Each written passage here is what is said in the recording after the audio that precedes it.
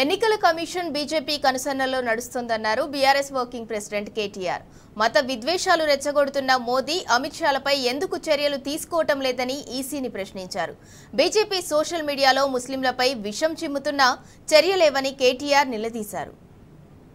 ఇవాళ రాష్ట్రంలో దేశంలో ఉన్న పరిస్థితులు చూస్తూ ఉంటే ముఖ్యంగా నిన్నటి ఎలక్షన్ కమిషన్ నిర్ణయం తర్వాత మాకు అనిపించేది ఒక పార్టీగా ఏమంటే భారతదేశంలో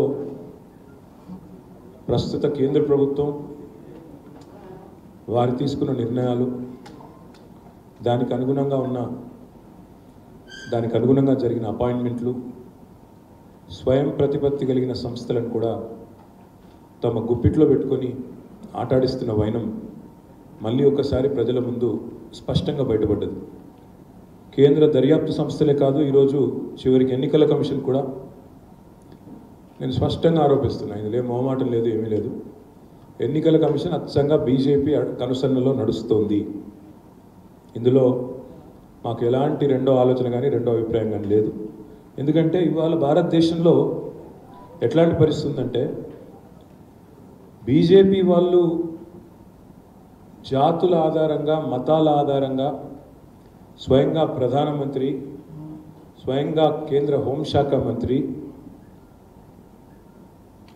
మత వైషమ్యాలు రెచ్చగొట్టే విధంగా మాట్లాడినా, మతాల పట్ల ఒకరి పట్ల ఒకరికి విద్వేషాన్ని రెచ్చగొట్టే విధంగా చాలా దారుణమైన వ్యాఖ్యలు చేసిన ప్రత్యర్థి పార్టీలను బీజేపీ వాళ్ళు బండబూతులు తిడుతున్నా, వాళ్ళ సోషల్ మీడియా అనేది ఇంకా దారుణం. బీజేపీ ఫర్ ఇండియా అని అఫీషియల్ వాళ్ళ ట్విట్టర్ హ్యాండిల్ ఉంటుంది.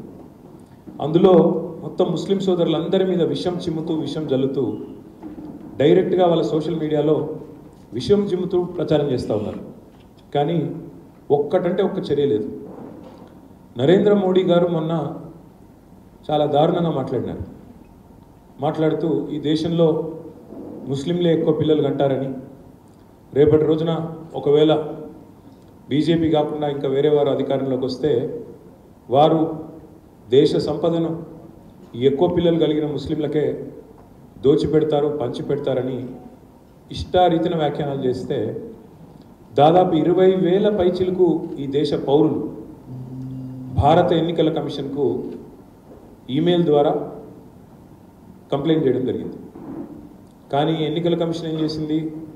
కనీసం మోడీ గారికి నోటీస్ కూడా ఇవ్వలేదు. ఈరోజు వరకు మోడీ గారి మీద చర్యలు తీసుకోవడం వేరు, అంత ధైర్యం ఎట్లాగూ లేదు. కనీసం ఆయనకు నోటీస్ ఇవ్వడానికి కూడా జంకి భారతీయ జనతా పార్టీ అధ్యక్షుడు నడ్డా గారికి నోటీస్ ఇచ్చింది. ఏమని?